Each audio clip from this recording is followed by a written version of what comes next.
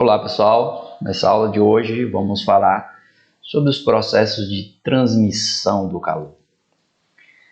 E o processo de transmissão de calor, ele pode ocorrer de três formas, que é a condução térmica, a convecção térmica e a irradiação térmica.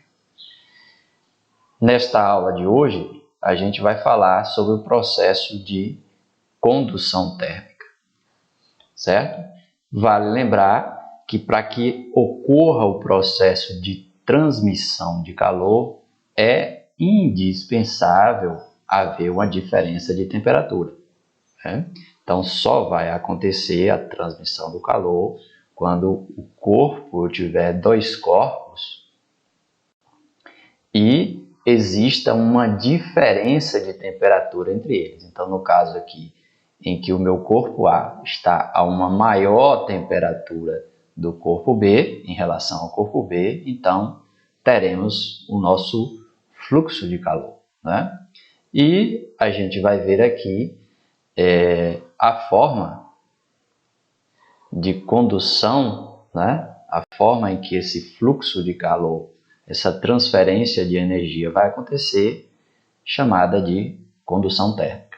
Então, pessoal, a condução térmica, ela consiste numa transferência de energia em virtude da vibração entre as moléculas, em virtude da vibração entre as moléculas que constitui o sistema ou material.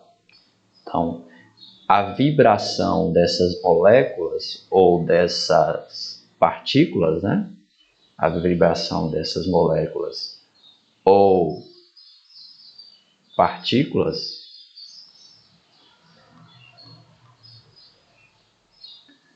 vai fazer com que a energia que está no estado de maior temperatura, eu tenho um estado de maior temperatura, de maior energia, nesse ponto aqui onde eu coloco uma barra de ferro em contato com a chama de um fogo, por exemplo, eu vou ter uma maior temperatura aqui, uma maior agitação dessas partículas nessa região, só que essa agitação média das partículas ela vai sendo transferida por condução térmica ao longo da barra.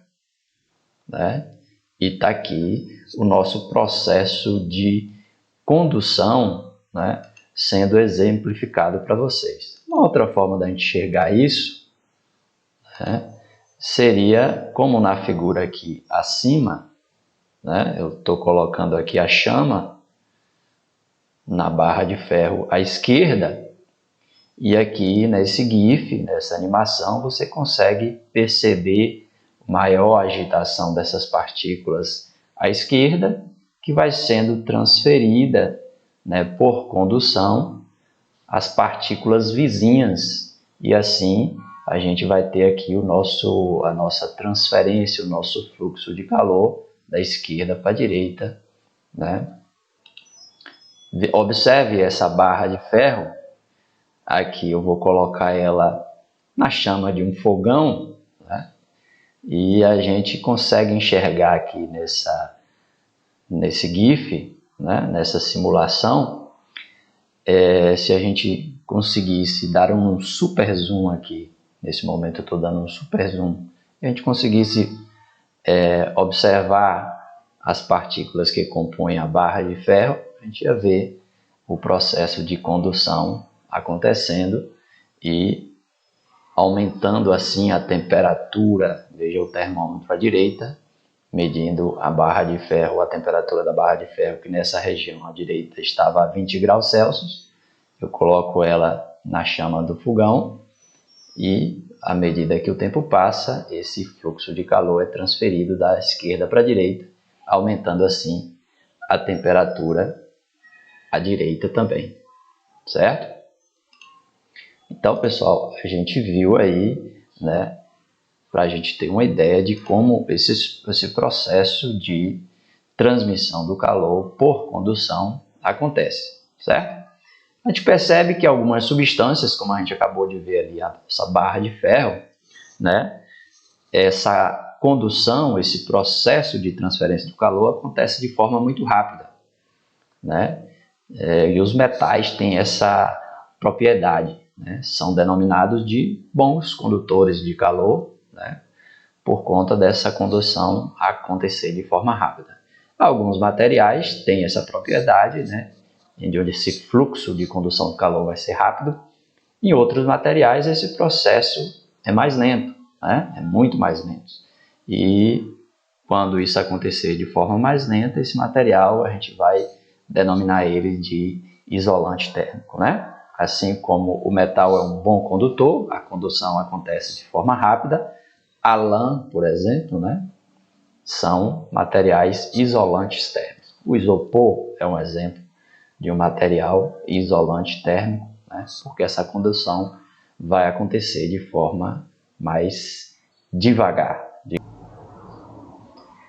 Então, pessoal, nessa parte falamos da conhecida lei de Fourier. Para entendermos a lei de Fourier, vamos imaginar uma barra metálica.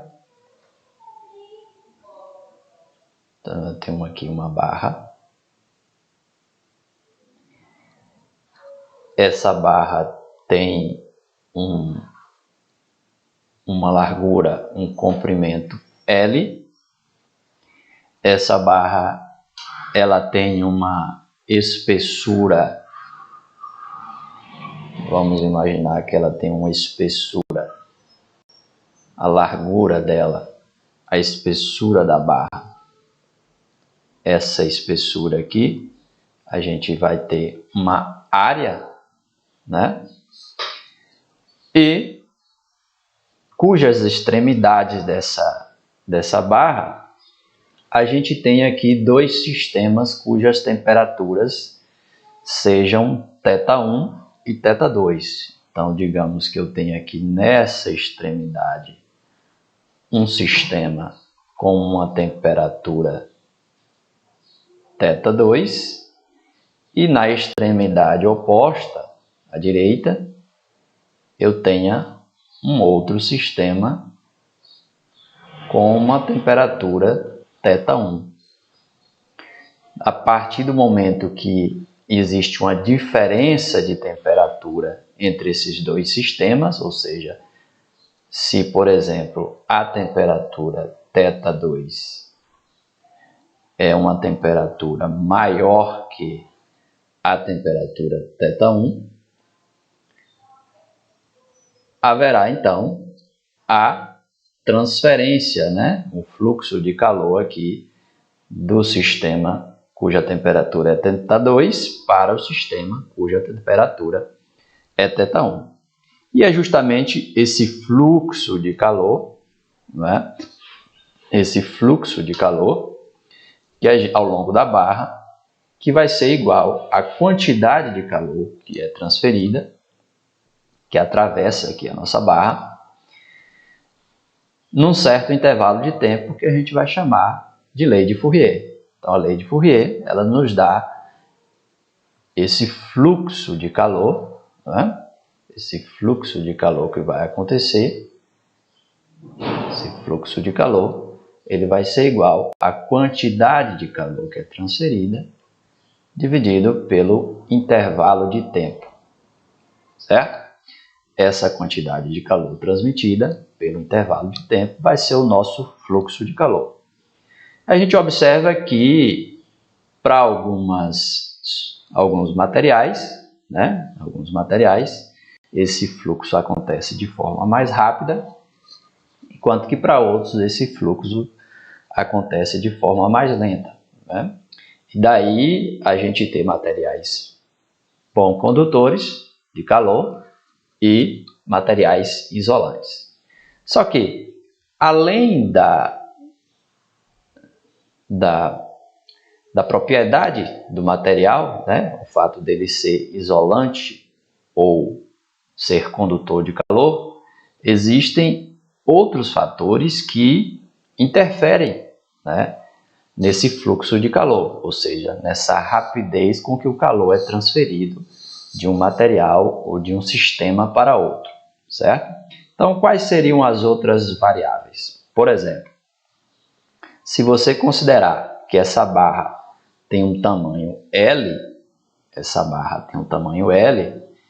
e se, por exemplo, a gente num determinado momento, a gente consegue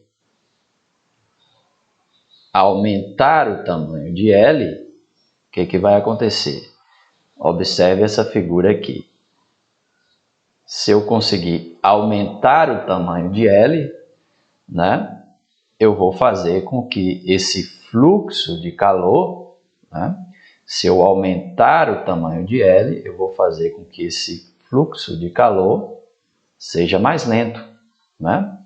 Se eu aumento essa distância aqui da barra, se eu coloco aqui uma barra mais longa entre a substância que está a uma maior temperatura e a substância que está a uma menor temperatura, se eu aumento o tamanho dessa barra, eu aumento o valor de L, eu vou diminuir o fluxo, né? Esse fluxo vai ser mais lento, ok? Então, o tamanho de L interfere, assim como essa área, né?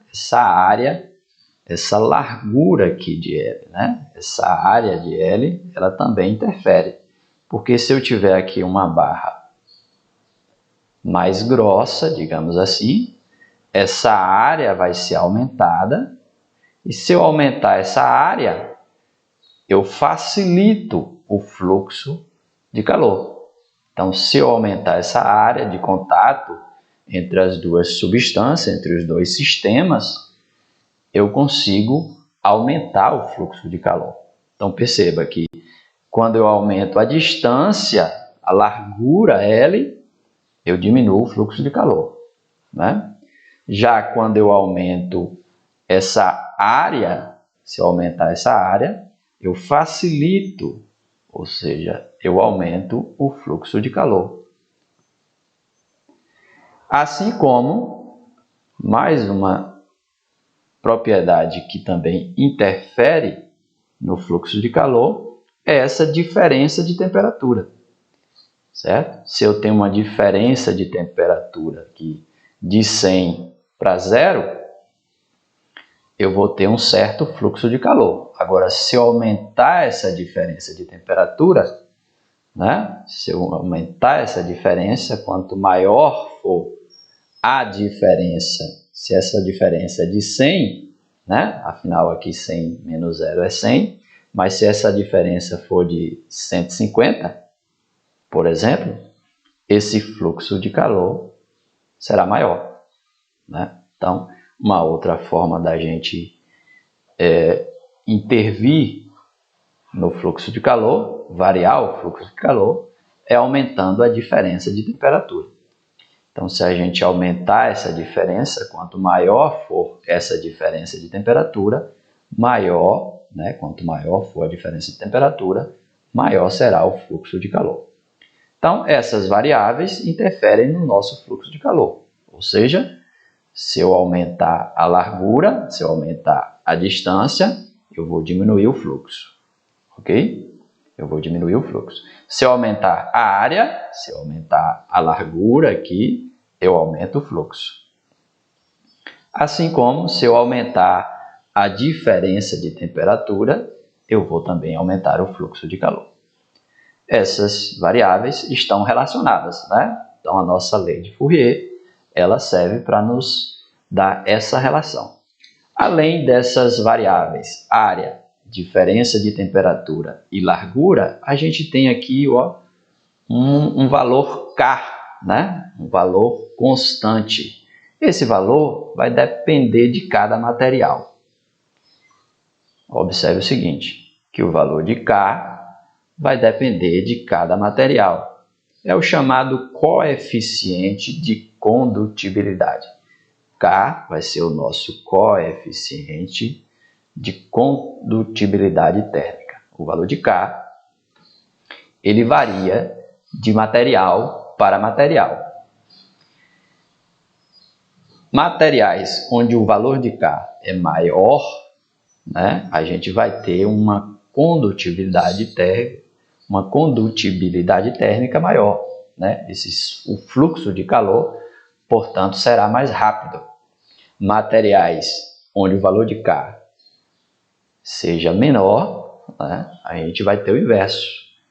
A gente vai ter um processo, um fluxo de calor mais lento. Ou seja, por exemplo, os metais, como a prata, têm um valor de K elevado, né? Os metais, como a prata, terá um valor de K elevado.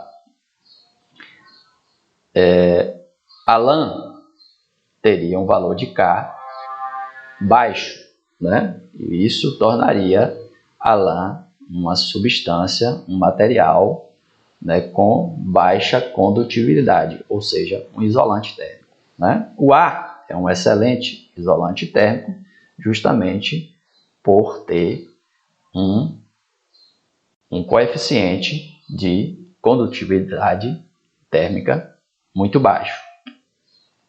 Vejamos aqui. Então, pessoal, esse vídeo nos ajuda a entender o funcionamento do coeficiente de condutibilidade térmica, né? O valor de K que a gente viu lá na equação de Fourier. Então, a gente tem aqui três barras de metais, né? 3 metais diferentes. Ao longo desse metal aqui foram colocadas parafina, né? Parafina da própria vela derretida aqui no estado sólido ao longo das 3 barras. Então, observe que a gente tem agora as 3 barras sendo aquecidas ao mesmo tempo, né, por uma chama de uma vela, cada uma delas. Observe que a barra mais à frente, né, ela já conseguiu conduzir o calor com maior velocidade, né, num tempo menor, e a gente já tem aqui a parafina sendo derretida. A barra lá do fundo, só nesse momento é que conseguiu derreter o primeiro ponto de parafina. Nesse momento a gente tem aqui na barra do meio, né, a parafina sendo derretida. A barra mais à frente é o melhor condutor, né? A gente tem essa barra de cobre aqui, a primeira barra, né? Portanto, o cobre é melhor condutor, né? E por isso o cobre ele consegue conduzir esse fluxo de calor maior. Então, observe que o cobre, por ter um coeficiente maior, é o primeiro que consegue transferir, né, o fluxo de calor e assim derreter a parafina de forma mais rápida. Aqui no meio, essa barra é de latão, né? Então ele é o segundo maior coeficiente de condutibilidade térmica. E lá ao fundo, a barra de aço, né, é a que ainda tem alguns pedaços de parafina aqui ainda intactos, ou seja, o fluxo de calor transferido ainda não foi suficiente para aumentar a temperatura da parafina, né, e fazer com que ela derreta, né, fazer com que ela passe do estado sólido para o estado líquido. Ok?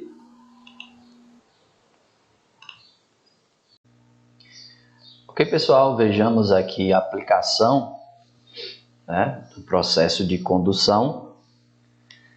Então, imagine o seguinte, imagine que a gente tem aqui uma placa de ferro, observe aqui a nossa placa de ferro, essa é a nossa placa, e essa placa está sendo atravessada por uma quantidade de calor de 200 calorias. Então, temos aqui a quantidade de calor igual a 200 calorias, certo? E essas 200 calorias, ela é capaz de atravessar a placa em exatamente 25 segundos. Então, a gente tem aqui 200 calorias que conseguem atravessar a placa em exatamente 25 segundos. Então, como determinar o fluxo de calor que atravessa a placa.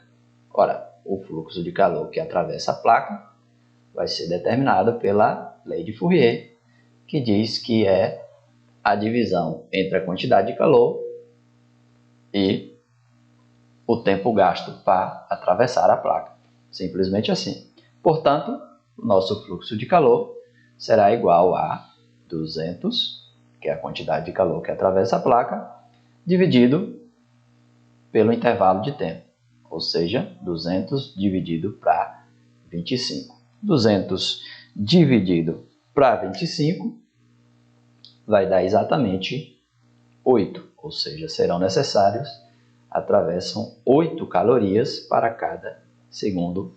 Esse é o nosso fluxo de calor, ok? Vejamos mais uma questão, aqui temos a questão A2, né? Onde a gente vai tentar explicar, né? Vamos tentar aqui explicar, em termos de propagação de calor, por que a gente usa agasalhos de lã, ou de flanela, ou de outros materiais, né? Para se proteger do frio. Então, por que a gente faz isso? Qual é a finalidade da gente estar utilizando a lã e a flanela, né? Ou outros materiais similares para nos proteger do frio? Bom, basicamente, né, a explicação para isso é muito simples. Trata-se de que essa lã, né, tanto a lã como a flanela, né, a lã e a flanela que foi citada aí nessa questão, a lã e a flanela, eles são materiais isolantes térmicos, né? Então, se deve ao fato de que a lã e a flanela são isolantes térmicos, né? Ou seja, materiais onde o fluxo de calor acontece de forma lenta, ou seja, desse modo, a gente pode dizer, podemos dizer que esse agasalho, né, feito desses materiais, que o agasalho, podemos dizer que o agasalho, ele isola, né? Ele é capaz de isolar o nosso corpo.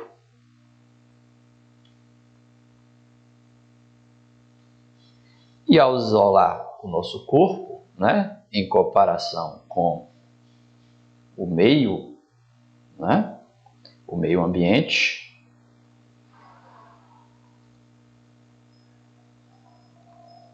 a sensação de frio decorre, né, dessa diferença de temperatura.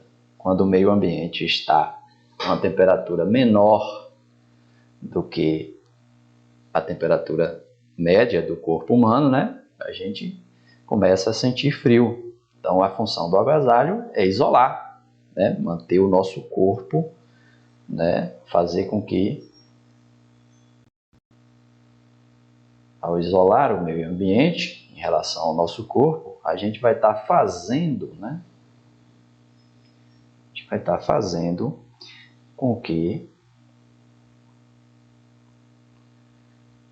a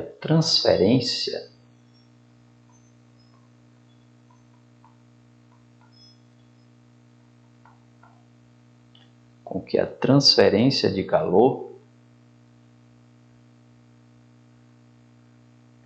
do nosso corpo para o ambiente aconteça de forma mais lenta, ou seja, né, mais lenta.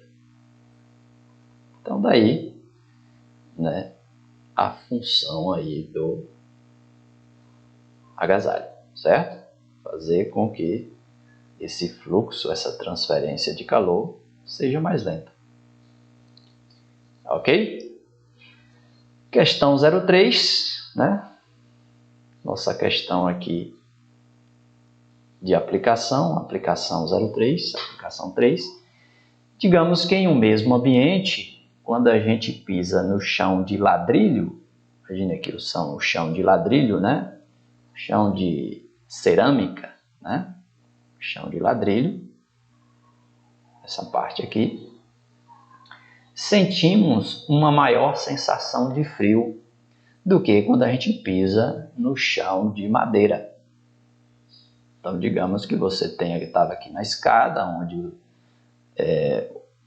o chão é feito de madeira, e aí você vem com os pés descalços e, ao passar da escada que tem um chão de madeira para o piso de ladrilhos ou de cerâmica, né, você vai sentir uma sensação de frio. Então, como explicar essa diferença? Essa diferença, aparentemente, né, a gente sente, parece que a cerâmica estaria numa menor temperatura. Mas, de fato, o que acontece é que eles estão aqui no mesmo ambiente, né? Então, por estar no mesmo ambiente, eles estão numa mesma temperatura.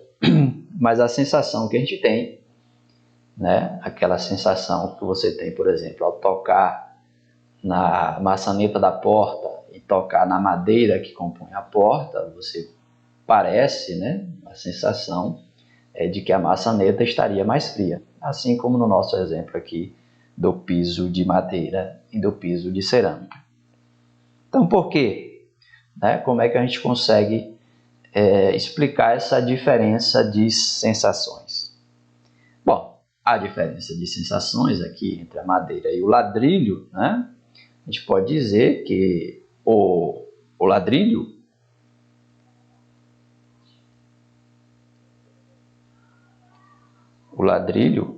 ele é melhor condutor, né?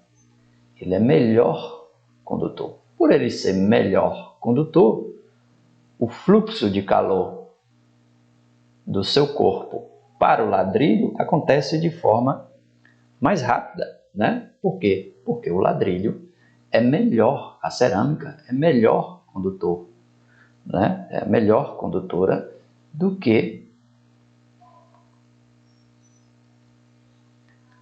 a madeira, né? Madeira é melhor isolante, né? É melhor isolante. E é justamente por isso, né? A gente pode dizer que é justamente por isso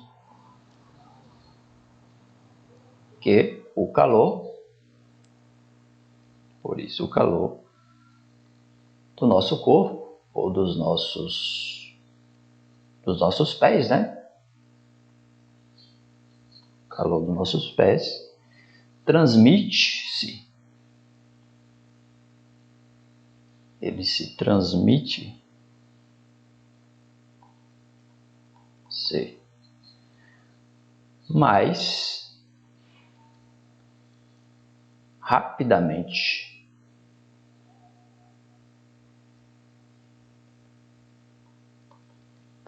mais rapidamente ao ladrilho, né?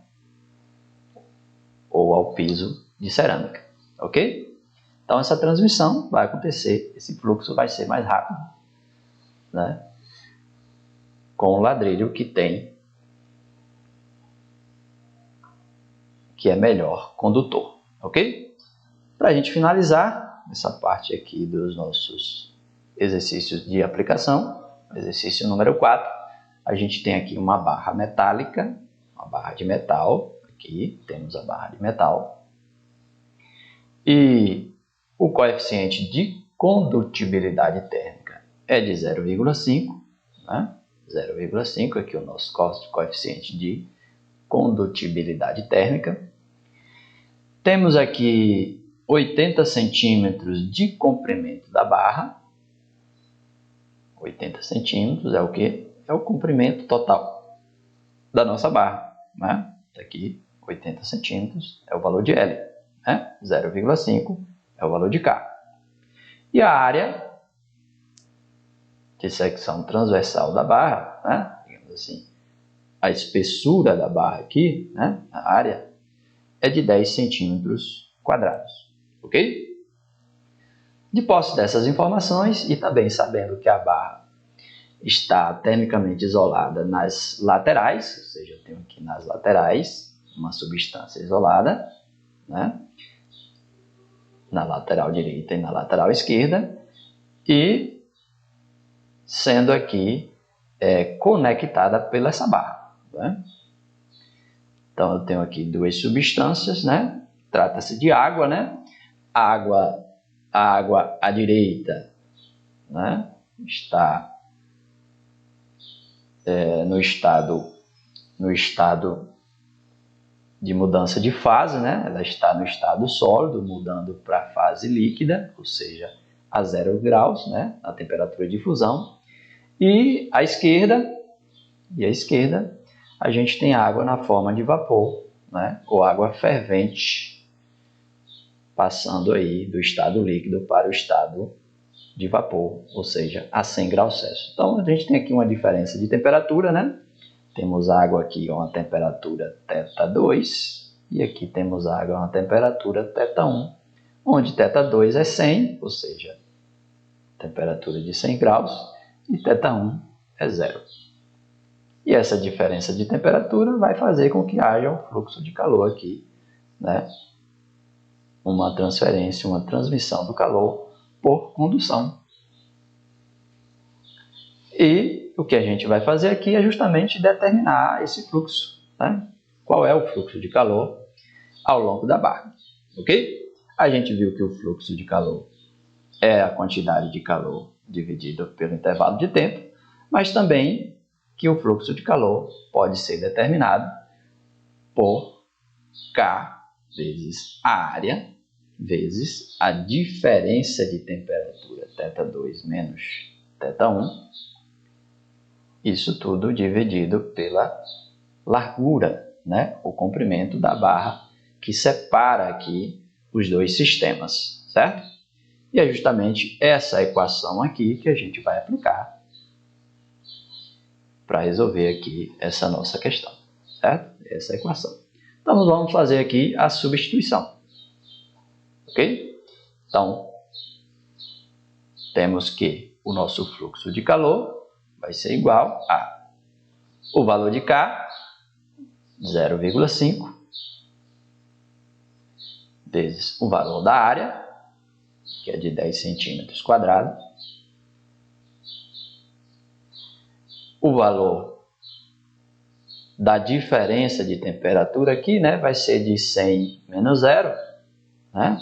Você pode fazer logo dizer aqui que é 100 menos 0, colocar logo 100, ou colocar aqui a diferença, né? θ2 é 100, θ1 é 0 graus. E aí a gente vai dividir isso pela largura ou comprimento da barra, que no nosso caso aqui a gente tem uma barra de 80 centímetros, ok? 80 centímetros. É importante verificar, pessoal, que essas unidades de medidas estão batendo, né? A gente tem aqui a constante de condutibilidade, a gente tem aqui em centímetros, né? A largura está em centímetros e a área está em centímetros quadrados. Então, está tudo na mesma unidade de medida. Então, a gente pode aplicar aqui esses valores sem nenhum problema, ok? Fazendo o cálculo aqui, né? A gente tem aqui 5 vezes 10, 0,5 vezes 10, que vai dar 5. 100 menos 0 vai dar 100. Repetindo aqui esse 80. A gente tem a oportunidade aqui de fazer a simplificação, né? Posso cortar um 0 aqui em cima, um 0 embaixo. Então, ficou aqui 5 vezes 10, que vai dar 50.